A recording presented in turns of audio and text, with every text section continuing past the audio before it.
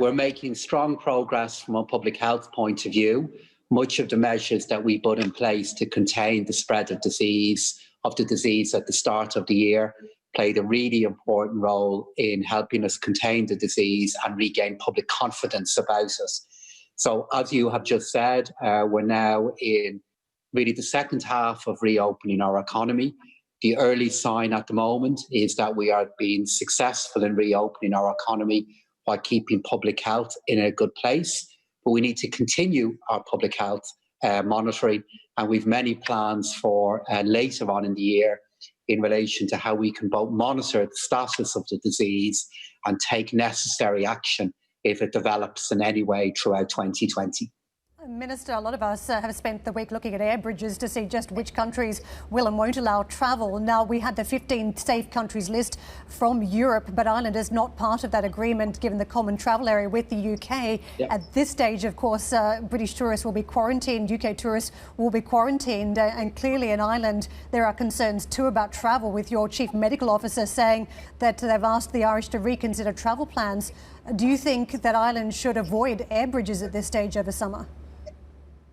Well, we will and are monitoring the averages that are developing within the European Union in terms of the transmission of the disease. Ireland is a very, very welcoming country. Tourism plays a hugely important part in our economy. But we want to ensure that when we make the decisions to reopen our island from a travel point of view, we can do so in a way that's safe for people who are travelling to Ireland and for people that are already living in Ireland. And I'm confident that we will be able to do it. And we're now monitoring what's happening elsewhere in Europe at the moment. And our Chief Medical Officer will be giving advice to the Irish Government next week. And on the back of that, I hope we'll be able to further clarify where we stand from a travel point of view. But we're a very welcoming country. We will continue to be in the future. We just want to ensure that we can maintain our openness in a way that's safe for all who are travelling to Ireland and all who are living in Ireland.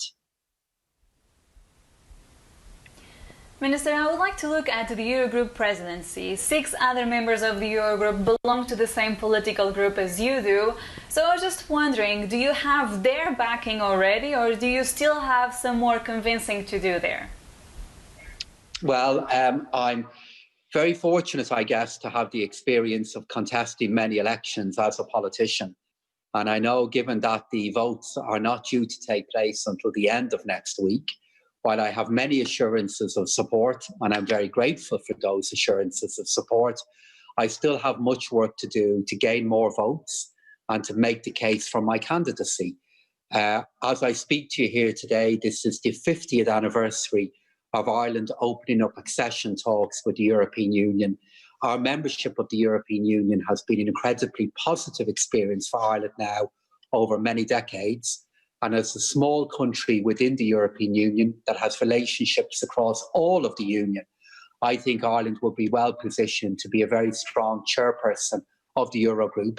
I have a lot of experience now within coalition governments myself, much experience of differing views, and I'd like to harness the history of my country and my own personal history from a political point of view to be an effective and open chair of the Eurogroup.